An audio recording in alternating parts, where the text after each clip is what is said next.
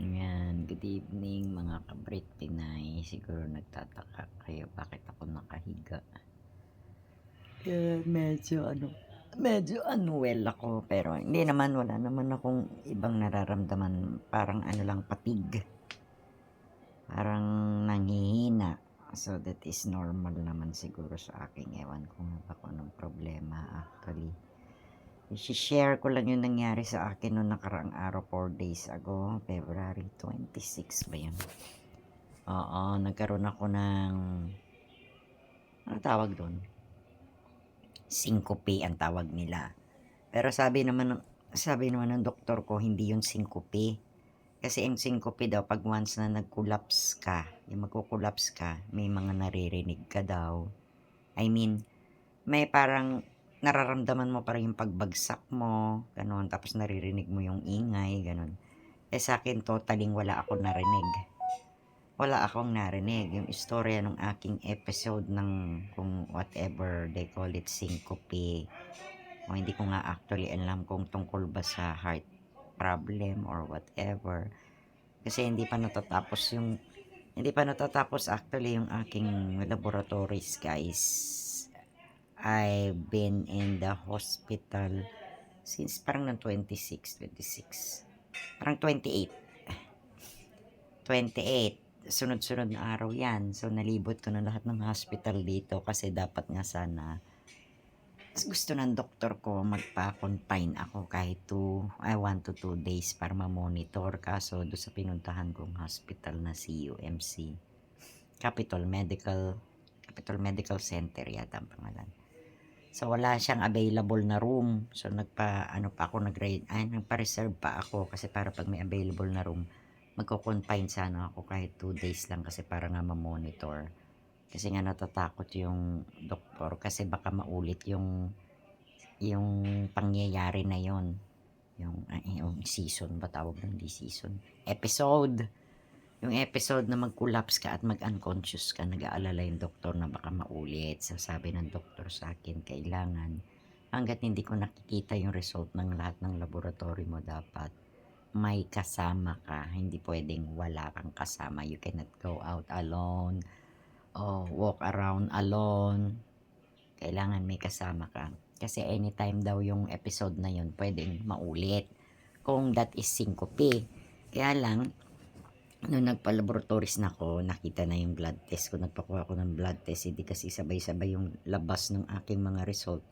Nauna yung blood test, nahuli pa yung T3, T4, THS para naman yun sa goiter, thyroid gland. May problema kasi ako sa thyroid gland, guys. I'm a hypothyroidism. So, ilang years na akong hypothyroid? Siguro more than 15 years na hypothyroid ako. So, nagte-take ako ng medication para sa hypothyroid. Ang hypothyroid, ang ibig sabihin nun, hindi na nagpa-function yung iyong thyroid gland. Kasi ako'y ano matawag nito? May ininom kami na gamot, radioactive therapy. Nagiging froggy thinking ako, guys. Yung parang minsan loading. It's just because of the hypothyroidism. Ang hypothyroidism kasi ganun, parang nagiging loading. Froggy thinking, parang ganun, mabagal siyang mabagal. Minsan nawawala ka sa sarili, ganun, ganyan ang hypothyroidism. So, alam kong hypothyroidism siya. So, ayun nga nangyari. So, nag-iintay ako ng mga result. Hindi kasi sabay-sabay na dumating yung labas ng result. Ang nakita lang na doktor na result ko is yung ECG and then yung complete blood test lahat. So, yun. Sabi ni doktor sa akin, nung kinuhanan ako ng BP, nasa borderline ka. So, means 130, ibig sabihin borderline, pwede ka maging high blood, pwedeng hindi, nasa gitna ka. So, possible pwede ka nga maging high blood. Which is hereditary naman talaga namin sa father side at saka sa mother side. At saka syempre, pag nagkakaedad tayo, nagiging high blood talaga, lumalabas talaga yung mga sakit. Lalong-lalo na sa mga may bisyo din. At the same time, kasi smoker nga ako for a long time na nag-smoke ako. So, possible talaga na magkaroon ako ng high blood. Pero nung binipi ako ni Doc, that is 130.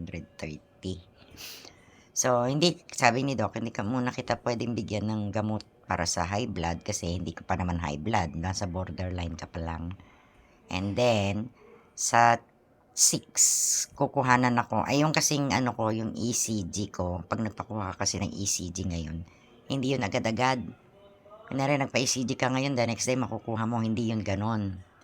So, 3 days bago mo makuha ang result sa pag nagpa-ECG ka. So, natapos na ako, done na ako sa ECG. ECG to the echo pala. To the echo. Oh, so yung to the echo, makikita talaga nila kung may problem ka sa heart. So, 3 days bago mo makuha yung result, which is baka Wednesday ko pa makuha. So, all in all, makukuha ko lahat ng result ko by 12. March 12 pa, ganun katagal guys. Ganun katagal pag nagpa-check up ngayon, Diyos ko. Kahit na gustuhin mo magpa-laboratory ka tapos makukuha mo agad, hindi mo talaga kaagad makukuha, lalong-lalo na yung mga special na bagay na ginagawa na very sensitive siguro yon, o ewan ko bakit ang tagal nilang basahin na hindi nila magawa ng within 24 hours. So, ganun talaga, kailangan natin intayin. So, tomorrow, ang lakad ko ay sa endocrinologist. Meron kasing malapit na endocrinologist dito sa amin, yung sa St. Francis Hospital. Yung endocrinologist is a doctor of thyroid at saka sa diabetes. So, makikita nila yung result mo, kung pwede ka bang hindi naman nila nakitang mataas ang blood sugar, hindi rin naman mababa. So, in short, titignan nung endocrinologist doctor ko yung result ko ng T3, T4, THS, which is a goiter yon. So, nakita ko, kasi medyo memorize ko na rin ng konti, kasi ilang years na akong hypothyroid eh. Actually, umiinom naman ako ng gamot na para sa hypothyroid. Kaya lang, yung last dosage na iniinom ko is 75 mg ang nagbigay sa akin yung doktor dito sa St. Francis na internist siya. Hindi talaga siya endocrinologist, internist siya. Pero ang internist is pwede naman yun sa lahat ng klase ng sakit. So, binigyan niya ako ng 75 mg. That is siguro 4 months, 5 months ago. So, yan ang tinitake ko. At saka, nung nag-start yung pandemic, hindi na kasi ako nagpapatingin sa mga endocrine. So, hindi na nila namomonitor yung kalagayan ng aking thyroid. Na dapat kasi yan, every 6 months, tinitignan ka ng endocrinologist mo. Kasi ina-adjust yan eh. Pwedeng itaas, ibaba yung dosage. So, yun. Ang sabi sa akin ng doktor na tumingin sa akin ng cardiologist ko, possible, yun ang cause ng nagka-unconscious ka. Kasi nga, sumobrang baba nung result ng hypothyroid ko, yung THS ko is 0.65. So, that is not normal. Ang normal kasi niyan usually 1 hanggang 2. May mga points pa. Tapos, kahit na pamataas yung T3 mo, okay lang yun kasi hypo ka nga. So, sumobra siyang bumaba. Kaya ngayon, na-realize ko bukas, pupunta na lang ako sa St. Francis. Actually, ang schedule ng endocrinologist doctor sa St. Francis is Tuesday at saka Wednesday. Kaya lang, sa ibang hospital, nag-clinic din siya doon. So, meron bukas. So, pupuntahan ko siya sa Maria Reina ng 10 a.m. Before 10 a.m. dapat nandun ako. At least, mababasa na niya kaagad. Makikita niya yung result ko na sobrang baba. At mabibigyan na niya kaagad ako ng gamot na iinumin ko kasi ang tagal pa nang iintayin ko sa 12 pa eh. Ano pa lang tayo ngayon. Ganon talaga ang guys. Ganon talaga ang mag-intay ng mga result, which is may mga result kasi ng mga laboratories na hindi talaga natin siya makukuha ng 24 hours. So, ini-schedule. Magugulat kayo dun sa meron silang tinatawag ngayon na makabago. Actually, itong test na ginawa ko is general check-up. Lahat-lahat na talaga sa blood, sa heart, sa lahat. Kinuha na nila talaga lahat. Ang nakaantala lang nun is ang tagal ng result. So, merong isang gamit ngayon na latest, parang high-tech na ginagamit nila ngayon dito sa hospital. ECG din daw yon. Pero may certain words silang itinatawag na kalimutan ko na kung ano yun nandun sa prescription. So, yung ECG na yon, 2 beses ako nag-ECG. Yung kahapon, nag-ECG na ako, lumabas na yung result, nakuha ko na, nabasa naman ng doktor, wala naman siya nakitang something wrong. And then, to the echo, which is 3 days. Magmula kahapon, bibilang ka ng 3 days bago ko palang makuha yung result ng to the echo ko. So, all in all, makukuha ko yung to the echo ko, possible 6 ng March pa. Kasi nga may holiday, may Sabado at Linggo, so hindi mo siya makukuha. So, yan. Etong ECG na sinasabi ko guys na ginagawa nila, isang to the echo at saka dalawang klase ng ECG ang ginawa sa akin. Etong isa gagawin pa lang this March 6 kasi kailangan mo pang humingi ng appointment sa availability ng ECG na yon na high-tech. Kasi siguro maraming pasyente ang ginagawa nila ng gano'n na naka-schedule, so ini-schedule nila. So in short, March 6 pa ako doon. Yung ECG na yon, parang pangkaraniwan din na ECG na ginagawa nila sa ospital na ididikit nila sa katawan mo. 24 hours niyang imomonitor yung heart, yung takbo ng heart mo. So in short, sa 6, ikinabit nila yun sa akin, iuwi ko yun dito sa bahay. Kasi 24 hours, kailangan, panapunta ka doon, nakaligo ka na, kailangan loose yung damit mo kasi para mailagay nila, hindi sila mahirapan. So, pwede mo naman siya ihiga, syempre, matutulog ka, di ba? Iuwi mo nga sa bahay 24 hours. Kinabukasan, babalik ka ulit doon sa hospital, tatanggalin nila yung ECG na yun. Tapos, babasahin nila yung result. Pero pag binasa nila yung result na yun that day, 3 days pa din bago ulit lumabas yung result nun. So, all in all, ilang 3 days yung inintay ko para makompleto ko lahat ng aking mga requirements. Actually, yun na lang ang kulang eh. Yun na lang ECG na yun. And then the x-ray. And then I was waiting for the result ng to the echo na kinuha ko nga nung isang araw. So makukuha ko na yan sa 6 para isang lakaran na lang. Kasi malayo din tong tinitiran namin guys. Pag nandito ka, pupunta ka sa city, siguro mga 30 minutes ang tatakbuhin mo para makarating ka sa city proper and nandun yung mga hospital. Meron din naman hospital dito sa taas, kaya lang hindi sila complete. May mga certain na gamit sa hospital na hindi pa complete dito sa taas, kaya bumababa kami doon sa baba. So, all in all, sa March 12, doon pa lang talaga kami magkikita ng aking cardiologist ulit at makikita na niya na complete lahat ng aking result. Pero bukas, iba naman yung sadya ako, yun yung sa goiter, which is specialista kasi siya sa goiter. So, siya ang makakakita, ay kaya ka nag-collapse kasi ganito, sobrang baba ng ano mo, ganun. Kasi guys, alam niya nakakatakot din pala yung hypothyroid. Kung nakakatakot ang hyperthyroidism, ang tira din yan sa iyo is sa heart. Yung hypothyroid, ang tira din yan sa iyo is sa heart din. At etong hypothyroid ang nakakatakot dito daw pag hindi daw kayo nagagamot or hindi accurate yung paggagamot mo or untreated ka. Yung iba magkukoma ka siguro, nako, nakakatakot, natutulog kang ganyan, hindi ka na lang magigising, nagkomatos ka na. Nakakatakot din, lahat naman ng sakit nakakatakot, at saka lahat ng kahit mapa-hyper, mapa-hypo ka, ang tira pala nun talaga is sa heart. So, yun ang tinitignan ng endocrinologist doctor ko, ay cardiologist doctor, sorry. Sabi niya sa akin, sige, pag na-complete mo ng lahat ng mga result mo, babalik ka ulit dito, doon natin makikita kung ano talaga yung cause niyan nung pag-collapse mo. Yung ECG na yon na high-tech na ginagawa nila at gagawin pa lang sa akin sa 6 na ikakabit nila sa'yo within 24 hours, makikita nila kung ano ang reason, ano ang nagpa-trigger kaya ka nag-collapse. Hindi lang basta yung ECG na ay may diferensya ka sa ganito, ito ganito yung heart mo, ganun, hindi. Makikita nila yung reason bakit na-trigger at nag-collapse ka. So, may duda din yung aking cardiologist doctor na possible dahil sa hypothyroid kasi nga bagsak nag 0.65. So, masama din na hindi pala yung ginagamot guys. So, kailangan pala pag may mga maintenance na tayo, kailangan bumabalik tayo sa doktor every 6 months kasi para namomonitor nila yung thyroid mo. So, yun guys, mag-iintay na lang ako hanggang 12, hanggang sa makita ko na ulit yung cardio doctor ko at makita ko na kung ano talaga ang nangyari sa akin, kung bakit ako nag-collapse. Nakakatakot yung episode na napagdaanan ko, my God. Kasi imagine nyo guys, mag-isa lang ako dito sa room. Siyempre, tanghaling tapat yun na nagnanap ako. Nagnanap kasi ako pagkatanghali. So, nagising na lang ako, tumatahol yung aso, si Begel. Kausap ko pa sa bintana yung Inday.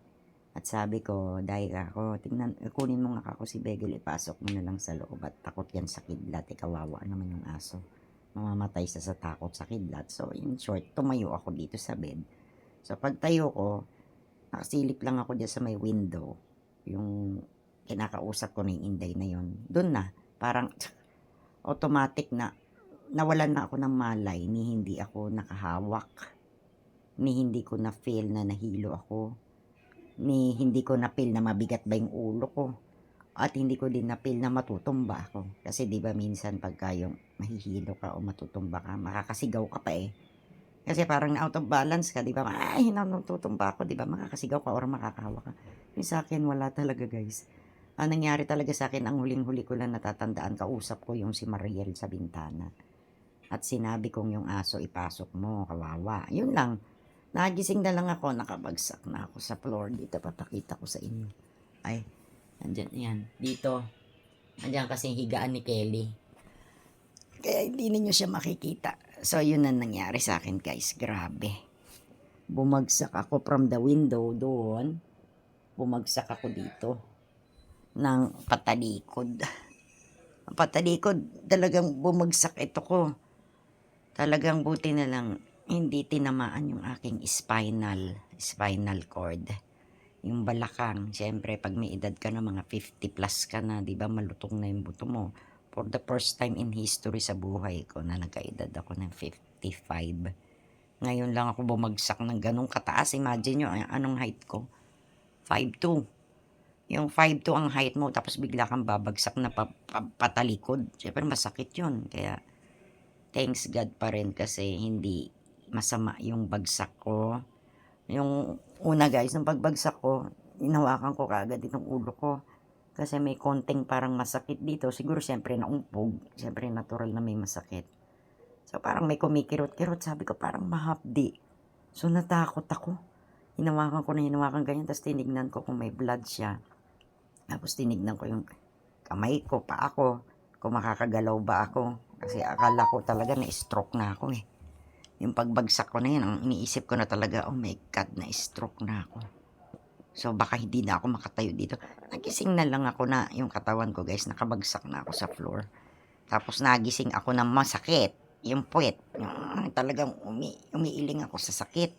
So nagulat ako, sabi ko, bakit ako nandito sa floor? Eh samantalang ang natatandaan ko, nandun ako sa bintana at kausap ko pa si Mariel. So yon. So inimbestigahan yun ng endocrinologist, ng cardiologist, doctor. Pasensya na kayo, minsan nagkakautal-utal. Nagiging froggy thinking kasi ganun talagang hypothyroid. Yung parang blank ka, parang ganun ba. Kaya mali-mali yung sinasabi ko. So yon. Yun lang talaga natatandaan ko, kausap ko si Mariel sa bintana. And then suddenly parang parang switch lang ng ilaw na gumano. Nagising ka na, sa floor ka na. Siyempre matatakot ka. Iniisip ko talaga guys na stroke ako. Pero nung sinabi ng doktor sa akin, hindi yun stroke. Kasi ang stroke hindi ganon. Hindi din yun, hindi ko pa din masabi. Sabi ng doktor kasi hindi pa kompleto yung mga result mo. Pag heart problem naman, sasakit naman ng dibdib. O wala ka ba naman nararamdaman? Sabi ko wala naman dok. At syempre, hintayin mo pa rin yung mga result. Kasi syempre minsan, hindi mo alam yung sakit. Kung may sakit ka sa puso, hindi pa kagad sumasakit yung dibdib mo. And then all of the sudden, bigla na lang nag-hit na masakit na. O diba, yung heart attack ka na.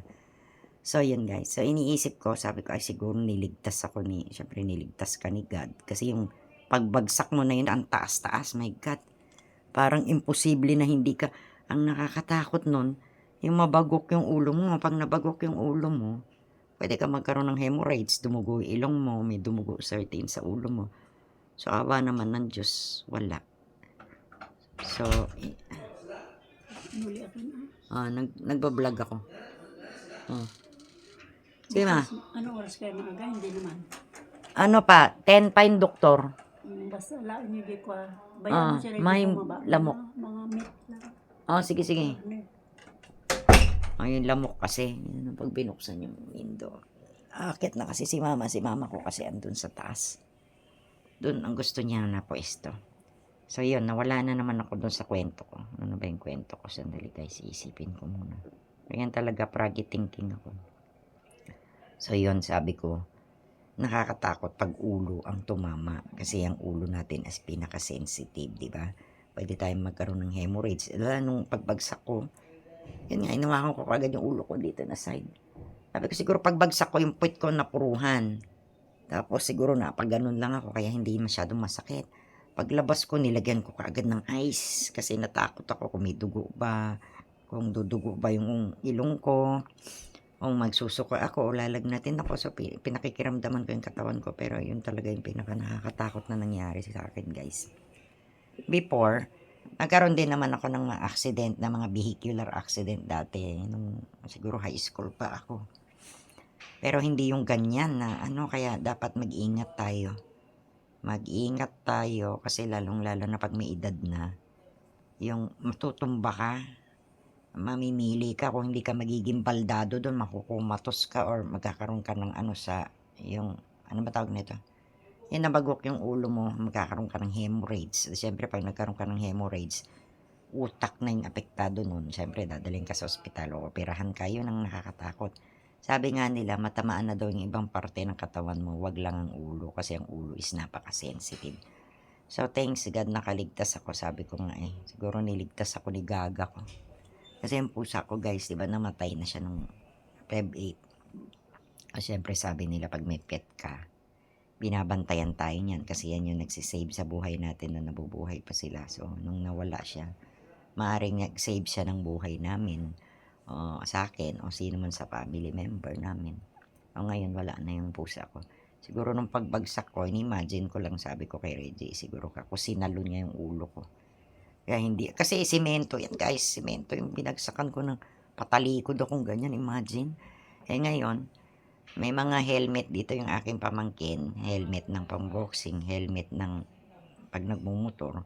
Sabi ko doon sa pamangkin ko si B-Boy, sabi ko, B-Boy, gagamitin ko nga muna yung helmet mo. Sabi ko yung helmet na pang-boxing, di sinuot ni Reggie sa akin. Ang sakit, ang init, di ba? Kasi sabi ko, baka mamaya bumalik yung episode ko na mahimatay ako.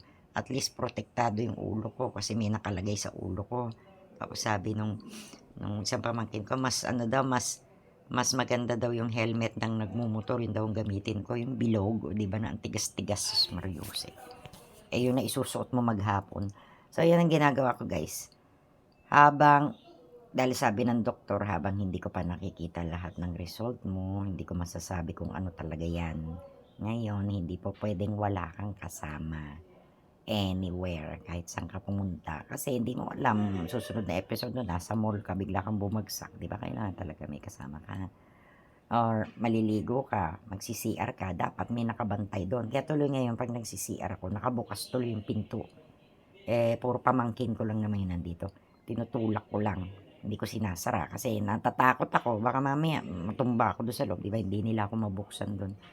Kaya miracle pa rin yung nangyari sa akin, guys. Alam nyo hanggang ngayon, hinihipo-hipo ko yung dito sa ulo ko. Wala naman siyang bukol. Yung bang, alam niyo, parang mahapdi nung nakaraang araw nung talagang nahulog ako. Sabi ko nga nung nagpa-general check-up ako, sabi ko gusto ko yata magpa-CT scan. Parang makita nila. Pero hindi naman iaano yun ng doktor na magpa-CT scan ka kung wala ka naman naramdaman. Ibig sabihin, hindi dumugo ulo mo. Hindi naman sumasakit yung ulo mo. Hindi ka naman nilagnat. Hindi ka naman nagsuka. So, thanks God pa rin kasi hindi ako napano. So, miracle talaga yung nangyari sa akin. Kaya alam nyo, guys, tuwing tatapat ako dito sa may bintana, Diyos ko, parang nagka-phobia ako, na dagdagan na naman yung kinatatakutan ko. So, tinitignan ko palagi yung area kung saan ako nahulog. At saka yung bintana kung saan ako nakasilip. So, ngayon, naglalakad ako, dahan-dahan. Inirest ko muna yung sarili ko. Nagpapahinga muna ako. So, tatayo lang ako pag kakain ako. O kaya iihi ako. O kami gagawin ako sa labas. Medyo nilesen ko na muna yung paglakad-lakad ko sa labas kasi nga anytime, hindi ko alam kung kailan ulit a-attack yung episode na yun. So, mas maigi na yung nakahiga ka dito sa kama, hindi ba? Kasi pagka umatak man yung episode na yun,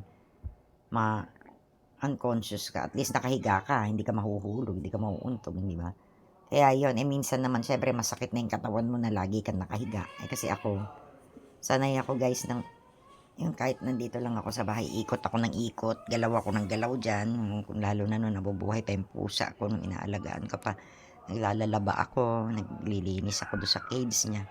Ngayon tuloy, medyo iniwasan ko na muna yung ganong gawain hanggat hindi nakikita ni doktor yung reason ng pag-collapse ko. So, yun guys, i-update ko na lang kayo. Bukas lalakad ako, punta ako sa endocrinologist. And then, kukunin ko yung pinadala ng pamangkin ko na panggastos sa bahay. Nagpadala yung pamangkin ko sa mama. Yung panggastos daw. O, kukunin ko yun. Tapos uuwi na ako. Pag uwi ko dito sa bahay, ganyan, rest na naman din ako. Tapos lalabas ulit ako sa March 6. Kasi para dun sa ano ba yung lalabasan ko sa March 6? Teka, nakalimutan ko. Ano talaga ako? Paragi thinking. March 6, yun na yun. Yung to the echo na ikakabit nila sa akin. Kailangan 9 o'clock. Nandun na ako sa ospital, sa plaza. Didikit nila yun. Pag naidikit na nila yung 30 minutes at uwi na ako. And then the next day, babalik na naman ako doon para tanggalin na naman nila. Tapos makukuha mo yung result in 3 days daw, sabi. So, possible 12 or 10. March 10 or March 12. Makakapagkita na kami ng aking doktor na cardiologist. Hindi ko masabi kung March 10 o March 12 kasi holiday yata yung, di ba yung Saturday, Sunday. Minsan syempre hindi nag-ooperate yung ano. May open talaga ang hospital, kaya lang yung mga laboratories hindi nag-open, so baka hindi tumakbo yung day kasi 3 working days ang sabi sa akin, so hindi kasama yung Saturday, Sunday. So yun lang guys ang isi-share ko. Thank you. Pasensya na kayo, hindi ako nakakapag-upload ng video, pero itatry ko kasi nung nagpapacheck up ako, papakuha ako ng mga laboratories, hindi ko magawang mag-video or mag-upload. Kasi nga nakatutok ako dun sa aking mga check-up at saka sa laboratories at saka nung time na yun, parang nangihina ako. Dala-dalawa nga yung kasama ko eh. Kasama ko si Manong Roger, kasama ko si Reggie, yung kasama dito sa bahay. Kasama ko pa si Gagang. Kasi natatakot ako maglakad kasi baka mamaya hindi ako mahawakan, mabalentong ako, matumba ako dun sa ano. Kaya ang hirap guys, ano, kahit pala kagano kalakas yung katawan mo, kahit kagano ano kasi ako eh, energetic, I can say energetic, yung hyperactive. Pag kumilos talaga ako, mabilis, ganun ako. Ngayon tuloy, sumobra ng bagal ko. At inoobserbahan ko muna yung sarili ko, lagi akong nakahiga muna kasi natatakot ako baka maulit yung episode ko. At saka nagpapasama muna ako kay Reggie dito sa kwarto. Kasi minsan pag gabi, bumabangon ako, umiihi ako sa ano, may baon akong orinola. Siyempre, hindi mo alam pag may ganyan na sinabi ng doktor, kailangan lagi kang may kasama. Kailangan sundin mo yung advice ng doktor. So, dati, pag natutulog ako dito, ang kasama ko, yung pusa ko na si Gaga. Since nawala na yung cat ko, si Kelly naman, yung Pomeranian dog naman ang kasama ko dito. Pero magmula nung nangyari yung episode sa akin na yung syncope nga na yan, nakiusap ako kay Reggie na samahan na ako dito muna hanggang sa 12, hanggang sa malaman na talaga ni Doc yung cause ng pagka-unconscious ko. So, pag okay na, pwede na ulit ako mag-isa. Ngayon, nakakatawa kasi siyempre pag nakahiga ka, para ka ng bedridden, di ba? Hindi naman ako sanay ng ganun. Yung nakahiga ako dito na, ikaw ba naman maghapon ka nakahiga, sasakit yung ano mo. Minsan tatayo ako dito sa bed, uupo ako sa bed, ganyan. Tapos lalabas lang ako pagkakain ako. O kaya magsi-CR o kaya maliligo. Siyempre, iiwas muna ako kasi nakakatakot eh. Kung nakaligtas na ako nung una ng pagbagsak ko na hindi ako na baka anytime maulit-ulit yung episode na yun, baka bumagok na yung ulo mo, di ba? Nakakatakot. So, yun guys. I-update ko kayo. Thank you sa mga kabrit Pinay. Pasensya na hindi ako masyadong nakaka-upload. So, itry ko bukas kung makapag-upload ako while magpapacheck up ako sa endocrine ko. Thank you guys. This is Brit Pinay is now signing off muna. At ako'y magpapahinga. Actually, hindi pa ako matutulog.